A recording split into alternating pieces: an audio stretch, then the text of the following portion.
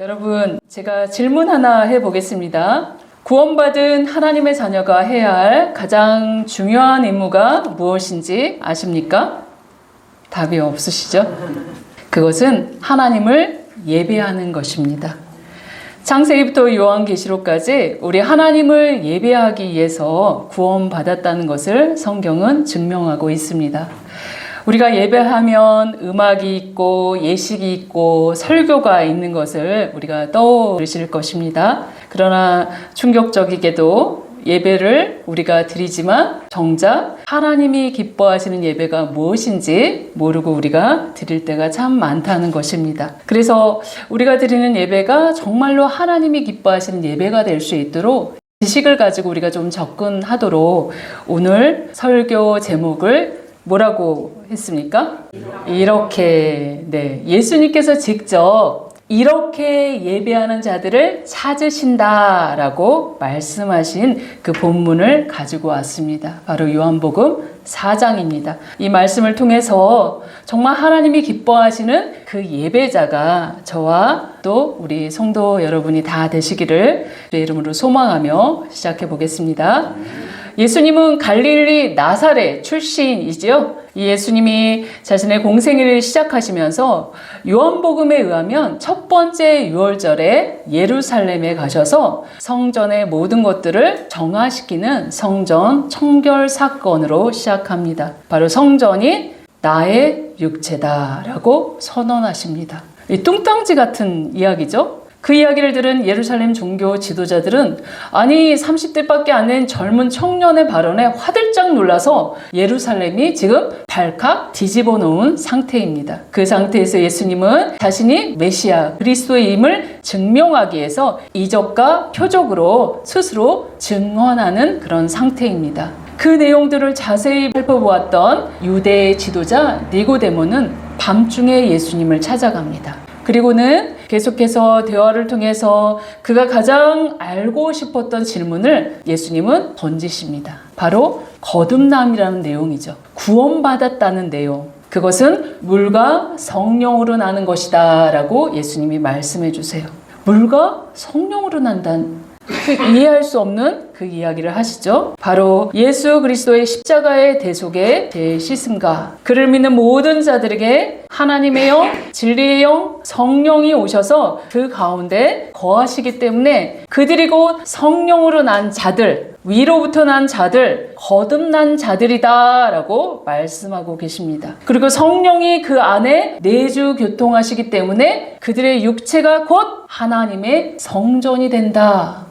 물리적인 예루살렘 성전을 바라보고 그곳이 성전이라고 생각했던 사람들에게 아주 충격적인 발언을 예수님은 던지신 것입니다. 그러면서 그들이 가는 곳곳마다 어둠이 물러가고 빛 가운데 진리를 따르는 자들이 될 것이다 라고 이렇게 말씀하시는 것입니다. 이렇게 유대 지역에서 메시아적인 사역을 하시고 이제 예수님은 그곳을 피해 어디로 가십니까? 요한복음 4장 3절에 의하면 같이 한번 읽어봅시다.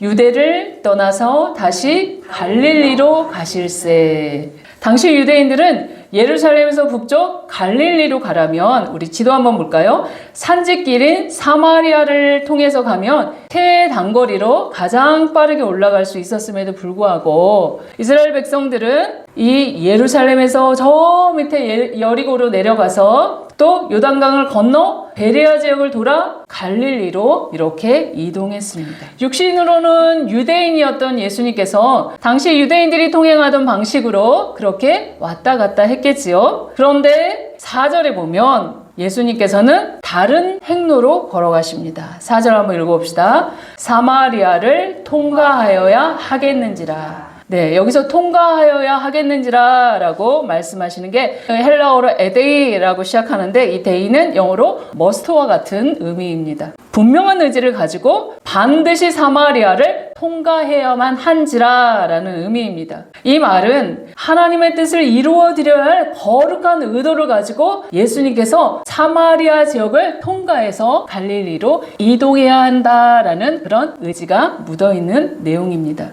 그럼 예수님의 그 거룩한 의도, 그것이 무엇인지 요한복음 4장 5절에서 6절 같이 한번 읽어봅시다. 시작. 사마리아에 있는 수가라는 동네에 이르시니 야곱이 그 아들 요셉에게 준 땅이 가깝고 거기 또 야곱의 우물이 있더라. 예수께서 길을 가시다가 피곤하여 우물 곁에 그대로 앉으시니 때가 6시쯤 되었더라. 예수님께서 가신 곳이 사마리아 지역의 수가라는 동네. 그곳에 야곱이 그 아들 요셉에게 준 땅이 인접해 있고 또 야곱의 우물이 있다라고 말씀하십니다. 창세기 48장에 보면 야곱이 죽기 전에 요셉에게 세겜 땅을 더 주었다라고 말씀하시는데 그 세겜 땅은 바로 야곱이 세겜의 아버지 하몰의 아들들에게 백크시타에 산 땅입니다. 본토 친척 아비의 집을 떠나서 하나님이 지시한 땅, 바로 가나안 땅에 가서 첫 번째로 그들이 땅을 차지한 그곳이 바로 세겜이라는 이곳입니다. 세겜 지도 한번 볼까요? 출애굽하여 가나안을 정복한 후손들이 애굽에서 가져온 요셉의 뼈를 장사한 곳도 있고 또 세겜에 가면 지금 현재도 요셉의 무덤이 보존되어 있습니다. 그리고 또 양을 치던 목자들이었잖아요, 이들이. 그렇기 때문에 반드시 우물이 필요했고 세겜에 가면 현재도 야곱의 우물이라 불려지는 곳이 있습니다. 그 우물의 깊이가 얼마나 깊은지 무려 41m나 뒤리박을 내려야지만 물을 퍼올 수 있는 그런 깊은 우물이라고 합니다. 예수님이 반드시 이곳에 가야만 했던 것을 이 본문에서 말씀하시는데 정확히 6시쯤 도착해야만 했습니다. 유대인의 시간을 보면 동이틀 무렵을 0시로 보아서 6시쯤 되었다라고 하면 우리 시간으로 정오 한낮입니다. 예수님과 제자들이 동이틀 무렵 유대 지역에서 출발했다면 약 6시간 정도 걸어오신 것을 말해주죠. 그런데 예루살렘에서 세겜까지 거리가 약 67km라고 하니 얼마나 부지런히 쉬지 않고 달려왔나라는 것들을 이야기하고 있습니다. 그래서 예수님이 여기서 피곤하여 우물 곁에 앉았다라고 표현하는 거 보면 헬라어로 현재 완료 형태로 쓰여져 있는데 이곳에 도착하기도 전에 이미 녹초가 되어서 그런 피곤한 상태에서 그럼에도 불구하고 6시까지 부지런히 이곳에 도착하기 위해서 예수님이 이렇게 오신 것을 표현하고 있습니다. 그렇게 부지런히 정오까지 가서 어디에 가셨죠? 야곱의 우물 곁에 앉아 계십니다. 그리고는 8절을 보니까 예수님의 제자들은 너희들 저 수가라는 동네 가서 먹을 것 사와 하면서 그 동네로 보내신 상태입니다. 우물 곁에 홀로 앉아 계신 것입니다. 홀로 기다리시는데 그 기다린 여인이 7절에 나옵니다. 같이 한번 읽어봅시다.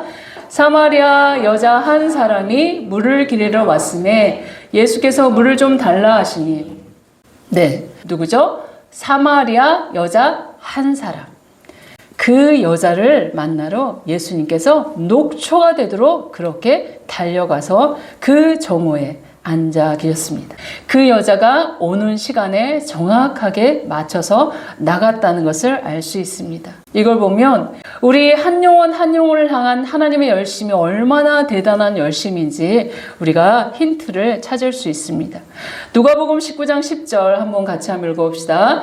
인자가 온 것은 잃어버린 자를 찾아 구원하려 함이니라. 네, 예수님께서 이 땅에 오신 것은 바로 부지런히 찾아 나서서 하나님께 잃어버린 자를 찾으시려고 그렇게 피와 땀과 눈물에 배어있는 여정이 이 예수님의 여정임을 알 수 있습니다. 우리 또한 마찬가지입니다. 우리가 현재 구원받아서 하나님의 자녀가 됐으면 그냥 거저 우리가 하나님의 자녀가 된 걸로 생각하는데 그렇지 않습니다. 하나님은 누군가를 우리에게 보내주셔서 복음을 전해주셨고 누군가를 우리에게 보내주셔서 양육받게 하셨고 누군가의 헌신을 통해서 예배자로 세워주셨기 때문에 이 자리에 우리가 있는 것입니다. 바로 내가 잘났기 때문에 구원받았다고 착각하시면 안 되는 것입니다. 이 사마리아 여인의 삶과 우리의 삶을 비교할 때 별반 차이가 없기 때문에 그렇게 이야기할 수 있습니다. 그저 우리를 찾아오셔서 구원하여 주신 것이 한없이 하나님의 큰 은혜며 선물임을 우리가 인지하고 살아야 합니다. 구원에는 공로가 없다라는 이야기를 하는 것입니다. 우리의 모습처럼 이 사마리아 여인이 물 기르러 나왔을 때 몇 시라고 했죠? 6시쯤 정오 한낮이었습니다. 한낮에 물을 기르러 나올 수밖에 없는 이 속사정이 이 여인에게 있었다는 것을 알 수 있죠. 그래서 예수님은 제자들을 다 보내시고 홀로 그 여인과 독대하려고 기다리고 있는 것입니다. 예수님은 그녀가 오자 기다렸다는 듯이 그 여자에게 물을 좀 달라라고 요청하십니다. 하지만 그 여자의 반응은 아주 냉담한데요. 9절 한번 읽어봅시다. 9절입니다. 시작. 사마리아 여자가 이르되 당신은 유대인으로서 어찌하여 사마리아 여자인 나에게 물을 달라 하나이까 하니 이는 유대인이 사마리아인과 상종하지 아니함이로라. 냉담한 이유가 유대인들과 사마리아인들이 상종하지 않았기 때문이다 라고 말씀하십니다. 유대인들은 이 사마리아 사람들을 만나면 부정해진다고 상종하지 않았습니다. 그런데 더더군다나 물을 같이 마시려고 물 좀 달라고 하는 거는 있을 수 없는 이야기입니다. 이 사마리아 이 여인 입장에서는 아주 희한한 일을 지금 경험하고 있는 것입니다. 왜 유대인들이 사마리아인과 상종하지 않았냐면 바로 역사적인 사연이 있었는데 남유다 입장에서는 이 사마리아는 이방인이었던 것이죠. 이제 이 사마리아 사람들이 예루살렘에 재건된 스룹바벨 성전에 들어가서 참여할 수 없게 되었기 때문에 자기들 자체적으로 주전 400년경에 이 세겜 땅 그리심산에 자기들만의 자체 성전을 세웠는데 유대인 입장에서는 하나님의 백성이라는 정체성도 없고 또 성전 예배의 정통성도 없는 이를 못마땅하게 여길 수밖에 없죠. 이 그리심산에 세웠던 이 사마리아 성전을 철저히 파괴시켜 버립니다. 그러니 사마리아 사람 입장에서는 자신들을 또 이방인이라고 무시하고 성전 예배 참여도 안 시켜줘서 자체적으로 지은 성전도 이렇게 유대인들이 파괴시켜 버렸기 때문에 이 유대인들과 계속해서 적대감, 반감을 가지고 살 수밖에 없는 그런 역사적인 배경이 있었습니다. 이러한 시대적 배경이 있었기에 유대인 남자를 바라본 이 사마리아 여자가 청년 예수님에게 냉담할 수밖에 없었습니다. 그런 반응에도 불구하고 우리 10절 한번 읽어봅시다. 시작. 예수께서 대답하여 이르시되 내가 만일 하나님의 선물과 또 내게 물 좀 달라 하는 이가 누구인 줄 알았더라면 내가 그에게 구하였을 것이요 그가 생수를 내게 주었으리라. 네, 목마른 여인, 마실 물이 필요한 그 여인에게 예수님은 생수를 내가 선물하겠다라고 말씀하니까 그 여인은 기가 막혀서 예수님에게 대답합니다. 11절입니다. 같이 한번 읽어봅시다. 여자가 이르되 주여 물기를 그릇도 없고 이 물은 깊은데 어디서 당신이 그 생수를 얻겠사옵나이까. 네, 여인의 표현을 현대적으로 바꾸면 아유 이 청년아 이 우물은 깊은 우물이잖아. 물기를 그런 그릇 두레박도 없는데 어떻게 생수 준다고 그렇게 뻥을 치니? 라는 그런 뉘앙스입니다. 그렇게 반응하자 예수님은 진리의 말씀을 하시죠. 13절과 14절입니다. 같이 한번 읽어봅시다. 예수께서 대답하여 이르시되 이 물을 마시는 자마다 다시 목마르려니와 내가 주는 물을 마시는 자는 영원히 목마르지 아니하리니 내가 주는 물은 그 속에서 영생하도록 솟아나는 샘물이 되리라. 네, 예수님 자신이 영원히 목마르지 않고 영생하도록 솟아나는 샘물, 바로 그것을 주시는 분임을 드러내고 있죠. 그러면서 그 말을 들은 그 여인은 예수님께 이렇게 요청합니다. 15절입니다. 여자가 이르되 주여 그런 물을 내게 주사 목마르지도 않고 또 여기 물 기르러 오지도 않게 하옵소서. 네, 드디어 이 여인이 생수를 선물로 받겠다고 이렇게 이야기합니다.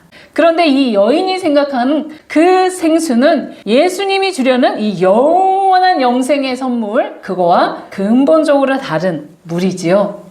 생수의 근원이신 당신 자신을 주어서 그의 영원한 영적 목마름이 해결되고 그가 정말 구원받은 하나님의 자녀로서 그 영혼이 살아가기를 예수님은 원하시는데 그 사마리아 여인은 이 예수님의 진리의 말씀을 이해하지 못합니다. 단지 자신의 육적인 목마름을 해소시켜줄 물만을 요청하고 있는 것입니다. 그래서 예수님은 그 여인의 이 죽어있는 영을 깨우시기 위해서 화제를 확 바꿉니다. 16절입니다. 같이 한번 읽어봅시다. 이르시되 가서 내 남편을 불러오라. 네, 내 남편을 불러오라 라는 것은 그 여인에게 있어서는 양심을 찌르는 죄의 문제, 삶의 문제를 간통하는 질문입니다. 이 사마리아 여인의 문제가 무엇이었냐면 동네 사람들을 피해서 한낮에 물을 기를 수밖에 없는 그 문제는 17절에 보면 남편이 없다라는 문제입니다. 남편이 정말 없었나요? 아니에요. 이 사람은 남편이 아주 많았습니다. 이 사람의 중심을 깨뚫는 예수님께서 18절에 이렇게 이야기합니다. 같이 한번 읽어봅시다. 너에게 남편 5이 있었고 지금 있는 자도 내 남편이 아니니 내 말이 참되도다. 이 여자를 거쳐간 남편만 해도 최소 몇 명이라고요? 5명. 지금도 법적으로 결혼한 사람은 아니지만 어떤 남자랑 살고 있다는 것을 말해주고 있죠. 결혼하지 않은 상태에서 남자와 동거를 한다는 것은 성경시대 유대인들 입장에서는 율법에 어긋난 행위였고 다른 남자의 또 정부가 된다는 것은 음행에 해당하는 죄였습니다. 분명 죄된 모습으로 살아가는 여인이죠. 그런데 우리가 죄인이다, 음탕한 여자다, 방탕한 여자다 라고 낙인 찍을 수 없는 것이 당시 시대적 배경을 들여다보면 이 여인이 얼마나 기구한 인생을 살았는지 조금 이해할 수 있습니다. 현대에 와서는 상당히 여성 인권이 신장되어서 여자들도 잡을 가지고 워킹맘으로 아이들 키우면서 가정 경제를 책임질 수 있을 만큼 수입이 들어오죠. 이혼도 요구할 수 있어요. 그러나 1세기 당시 중동 지역에서 여자가 마음대로 남편을 갈아치운다는 것은 상상할 수 없는 불가능한 그런 이야기입니다. 그 당시 유명했던 납비 힐렐은 남자가 원하기만 하면 아무 때라도 이혼이 가능했다라고 가르쳤는데 그 이혼의 사유를 보면 참 기가 막힙니다. 아내가 아침에 빵을 태웠거나 불을 제대로 관리하지 못해서 꺼뜨렸거나 남편이 이야기하고 있는데 자기 순서가 아닌데 말을 했다든지 또 아내보다 마음에 드는 여자가 생기면 이혼이 가능하다라고 말했습니다. 이혼의 절차도 아주 간단했습니다. 회당이나 재판장을 찾아갈 필요도 없었고요. 남편이 증인 2명만 세우고 그 앞에서 저는 내 아내가 아니요 나는 저의 남편이 아니다 라고 선언만 하고 난 다음에 이혼 증서 써주고 아주 작은 신부 지참금 돌려주면 이혼이 성립되고 합법적으로 그 아내를 내쫓을 수 있었습니다. 지금 같으면 이런 이혼 사유로 남편들이 이혼을 요청한다면 100% 아내들이 승소할 이유이지요. 그런데 당시 여성들은 남편에게 소속된 남편의 소유물과 같았기 때문에 남편이 죽었거나 남편에게 이혼을 당하면 친정집으로 돌아가 친정 아버지의 소속으로 들어갔습니다. 여성 인권은 없었지요. 그런데 문제는 당시 사마리아의 이 지역은 로마의 지배를 받고 있었죠. 황제가 파견한 총독이 가나라는 지역이었습니다.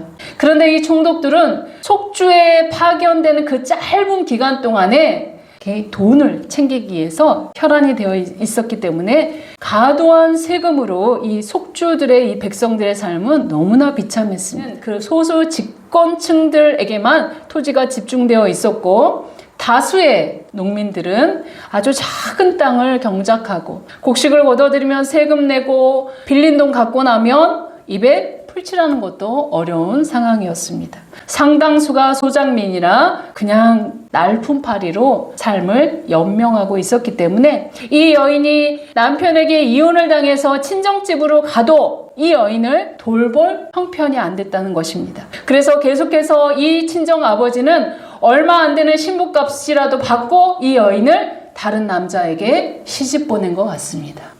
그동안 이 여인을 거쳐갔던 남편이 5이나 있었고 현재도 남자에게 소속되어 있지만 이 남편은 내 남편이 아니다. 나는 남편이 없다 라고 고백하는 것을 보면 이 여인은 여전히 나를 보호해줄 사람이 없다. 내 생계를 책임져 줄 사람이 없다. 의지할 대상이 없다 라는 말로 유추하여 해석할 수 있습니다. 저와 여러분은 어떻습니까? 이 여인의 고백처럼 나도 남편이 없다. 나를 책임져 줄 사람이 없다. 의지할 대상이 없다라고 생각되지는 않습니까? 부모도 늙으셔서 능력이 없고 의지할 대상이 안 되죠. 남편도 의지할 대상이 안 되는 건 삶을 통해서 배웠죠. 내 생계를 책임져 줄 직장과 사업장도 불안한 상황에 처해 있을 때가 너무 많습니다. 이 사마리아 여인에게 남편은 의지할 대상인 동시에 보호자이며 생존을 위해 절대적인 존재였지만 매번 그 절대자로부터 거절당하는 수치의 연속이었습니다. 저와 여러분의 삶에 있어서 이런 무지막지한 거절은 아니었더라도 크고 작은 거절감, 그것을 인하여 자존감이 무너지고 수치감이 밀려왔던 기억들은 우리 기억 내면 아주 켜켜이 있을 것입니다. 이런 큰 기억들은 없더라도 이 꿀 떨어지는 말로 연애하며 사랑하고 있는 지금 땡땡 우리 청년이 있죠. 그런 청년도 아주 귀한 남편 만나서 꿀 떨어지는 시기를 지나고 나면 잘 살 줄 알았는데 대부분의 사람들이 이혼하며 살지 않는 것을 보면 남편 또한 의지할 대상이 아니라는 것을 통계적으로 보여주고 있습니다. 내가 낳은 자식은 아닐 거야 라고 남편 포기하고 자식 잘 키우면 뭔가 조금 나아지겠지 하지만 열심히 키워도 품 안의 자식이지 머리 크고 나면 부모가 어떻게 키웠는지 기억하지 못합니다. 그렇다고 우리가 다니는 직장과 사업장은 어떻습니까? 시답지 않은 직장 상사 비위 맞춰야 되고 또 거래처 영업하면서 몸고생, 마음고생 정말 만만치 않습니다. 나이 들수록 그동안 건강만은 괜찮다고 생각했던 사람도 하나 둘 예전 같지 않죠? 이것저것 쇠약해집니다. 아무것도 해놓은 거 없는데 노년을 어떻게 살아갈까라고 생각하면 갑자기 두려움과 불안이 엄습해 올 때도 있습니다. 바로 푸른 마르고 꽃은 시들듯이 이 땅의 모든 것은 의지할 대상이 하나도 없다라는 것, 그저 나이가 들수록 몸으로 해득해 갈 뿐입니다. 이런 우리들의 삶의 모습을 하나님께서 예레미야 선지자를 통해서 이렇게 진단하십니다. 예레미야 2장 13절입니다. 같이 한번 읽어봅시다. 내 백성이 두 가지 악을 행하였나니 곧 그들이 생수의 근원 되는 나를 버린 것과 스스로 웅덩이를 판 것인데 그것은 그물을 가두지 못할 터진 웅덩이들이니라. 바로 생수의 근원 대신 하나님을 버리고 내가 잘 살아보려고 밤낮 벌부등 쳐서 스스로 웅덩이를 파지요. 아주 크고 작은 성공에 취해서 그것 때문에 건강 잃어버리고 한참 중요한 시기에 영업한다고 접대한다고 나가면 소중한 사람들 방치한 것 때문에 자녀들의 마음, 아내와 남편의 마음 다 잃어버리죠. 그리고 난 다음에 몇 푼 돈은 가졌지만 그 채우지 못한 허탈한 가슴을 채우려고 이것저것 열심히 동호회도 참석해보고 취미활동도 해보고 열심히 찾아보지만 가두지 못한 터진 웅덩이에 물을 채우는 것처럼 텅 비고 공고하고 불안함은 여전합니다. 통계적으로 보아도 우리나라 OECD 가입국 중 자살률 1위, 우울증 1위라는 불명예를 안고 있습니다. 바로 터진 웅덩이와 같은 인생이 대부분 살아가고 있다는 것을 통계로 서포트해주고 있는 말입니다. 세상 사람들은 그렇다 치고 우리 크리스찬들은 어떨까요? 목회 데이터 연구소 분석에 의하면 기독 청년의 4명 중 1명 이상이 자살을 심각하게 생각해 본 적이 있다라고 응답해서 한국교회를 아주 충격에 빠지게 했습니다.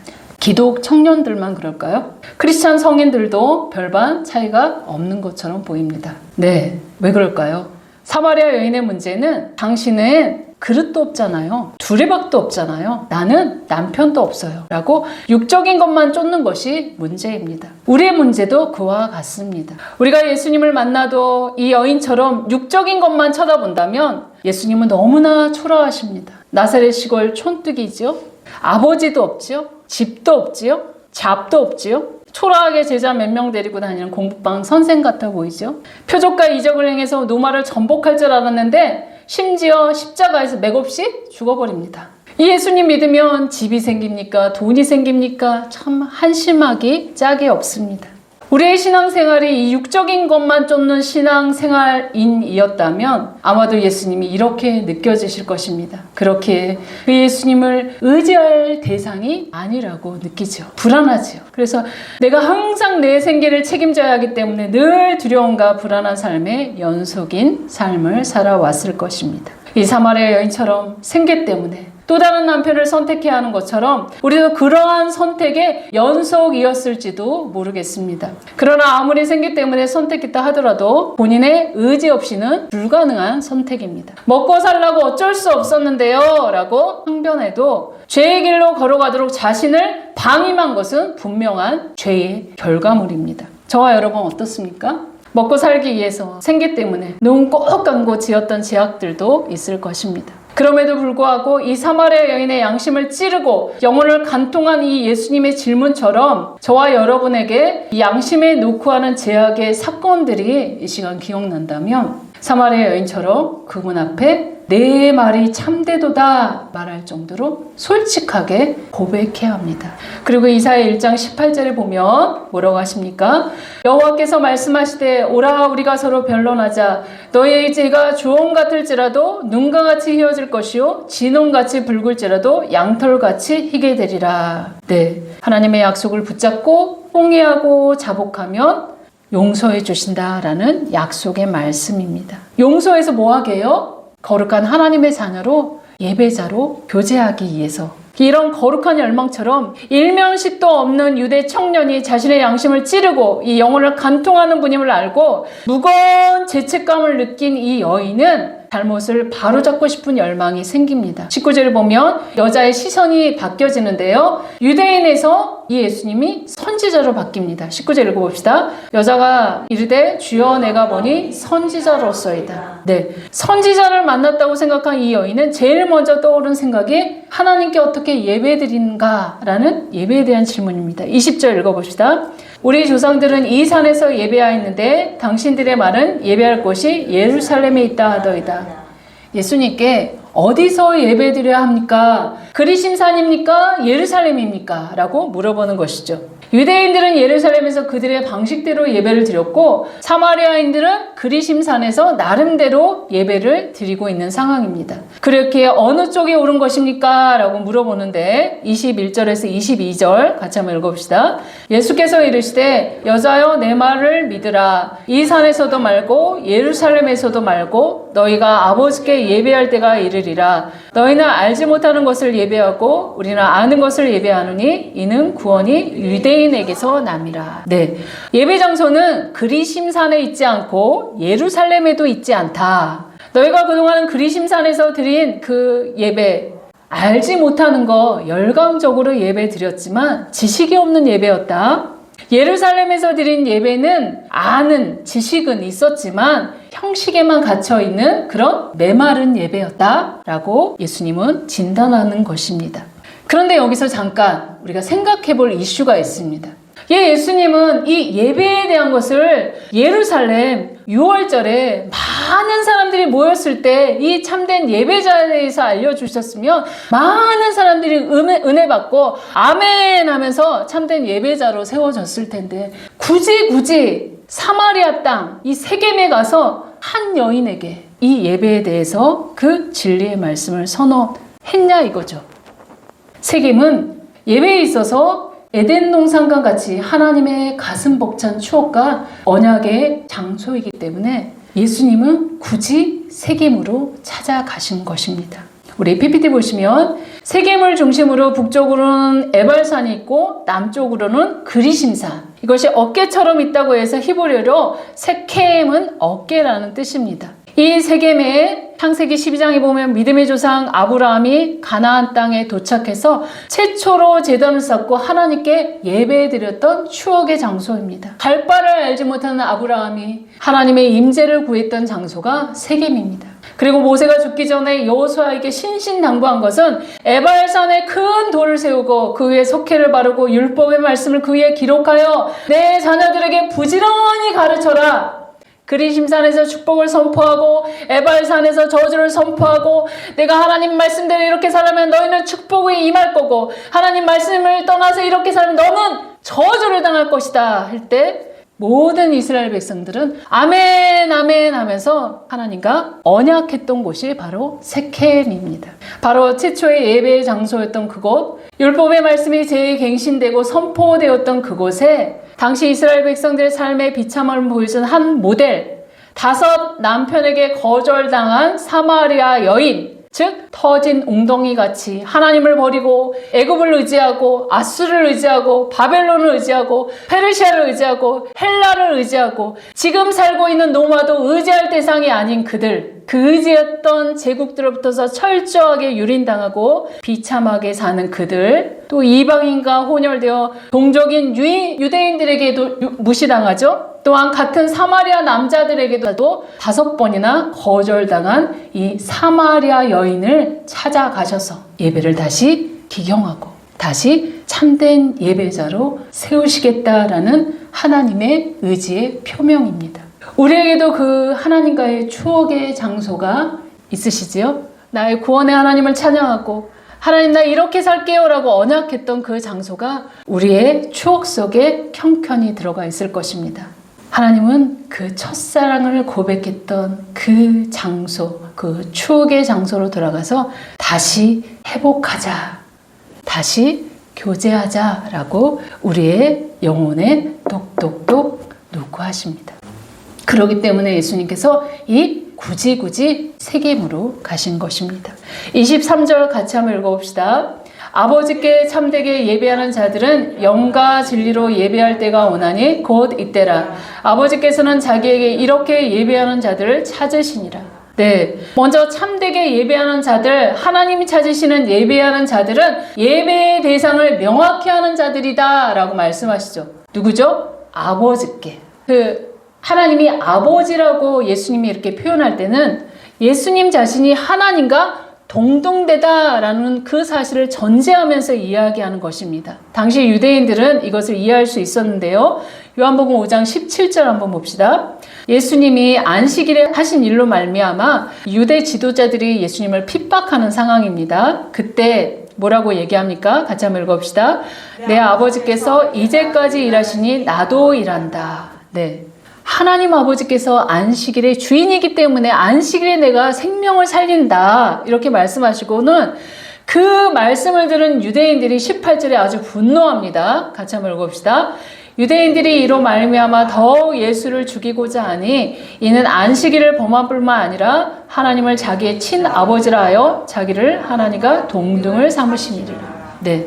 아버지가 하나님이신 것처럼 예수님도 하나님 아버지와 같은 존재, 하나님 아버지와 같은 본질, 하나님 아버지와 같은 본성, 똑같은 신성 이것들을 갖고 있다라고 표현할 때 하나님이 내 아버지다라고 표현한 것입니다. 유대인의 사고에서는 바로 아버지가 아들 같은 본질이다라고 이렇게 이해하는 것이기 때문에 그렇습니다.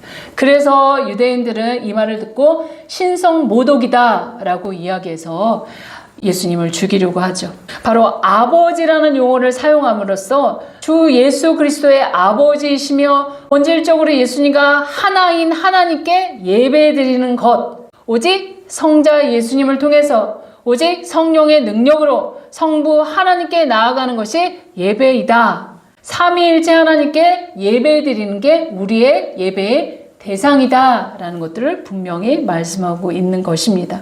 두 번째는 예배 방식인데요. 요한복음 4장 24절 한번 읽어봅시다. 시작. 하나님은 영이시니 예배하는 자가 영과 진리로 예배할지니라. 네. 사마리아 여인이 물었던 것처럼 예루살렘이나 어떤 특정 장소에서 열광적으로 드리는 예배, 또 형식적으로 드려지는 예배가 아니라 이렇게 예배하는 자, 바로 영과 진리로 참되게 예배하는 자라고 말씀해 주셨습니다. 여기서 영은 헬라어로 퓨뉴마인데 육체를 뜻하는 이 세륵스와 반대 개념으로 하나님은 영이시기에 그를 예배하는 자들은 육의 차원에서는 하나님과 교통할 수 없고 영의 차원에서만 하나님과 교통할 수 있다라는 것들을 말씀하고 있는 것입니다. 우리는 어떻습니까? 성령의 전, 거듭날 때 성령께서 우리의 내주하시죠. 그래서 우리는 거룩한 성전입니다. 그 성령 하나님과 영의 차원에서 교통할 때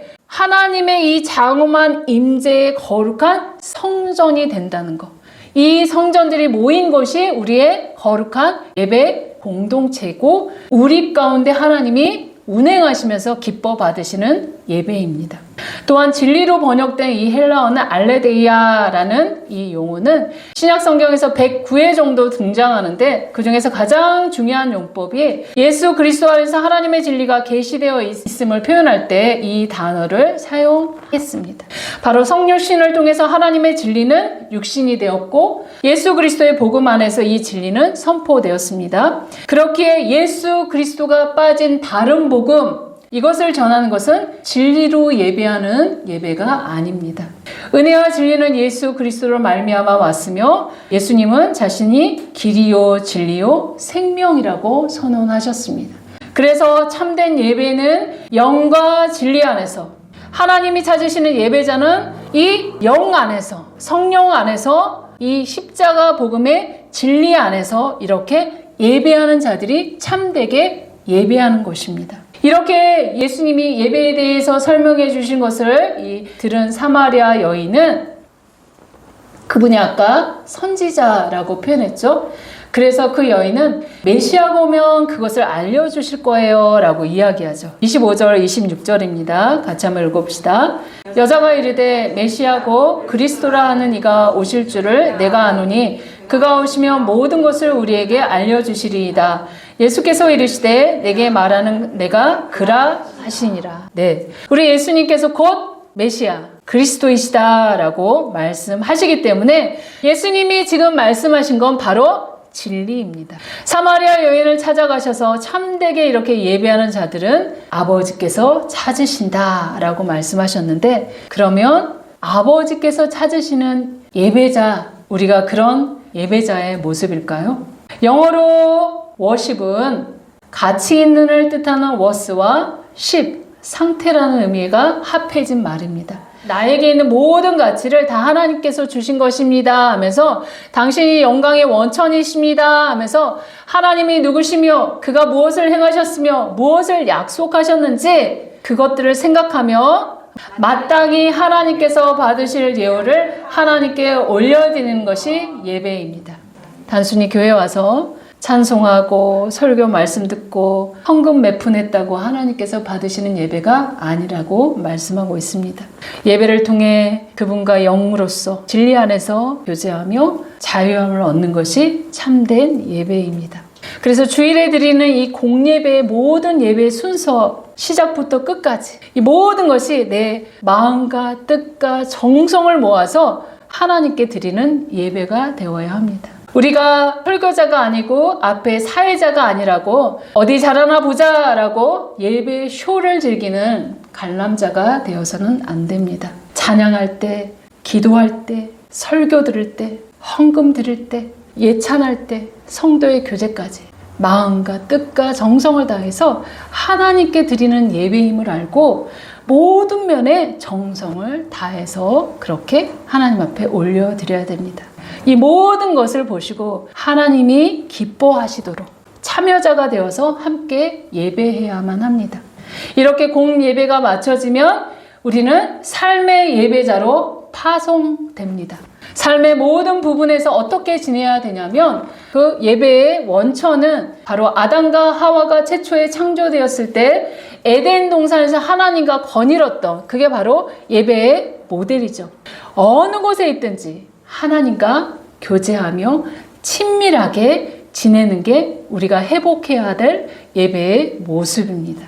그래서 항상 삶의 예배자로 나아갔을 때는 누가 보지 않더라도 하나님 앞에 있다는 이 코람데오의 정신으로 이렇게 예배자의 모습으로 서 있어야 됩니다. 창세기부터 요한계시록까지 하나님은 이렇게 예배하는 자, 이런 예배자를 세우시기 위해서 예수님이 이 땅에 보내시고 십자가에서 우리의 죄를 대속하시고 그 예수님의 의로 우리를 거룩하게 옷 입혀 주셨습니다. 하나님의 거룩함에 함께 동참하여 마주보며 교제하자고 이렇게 하신 것입니다.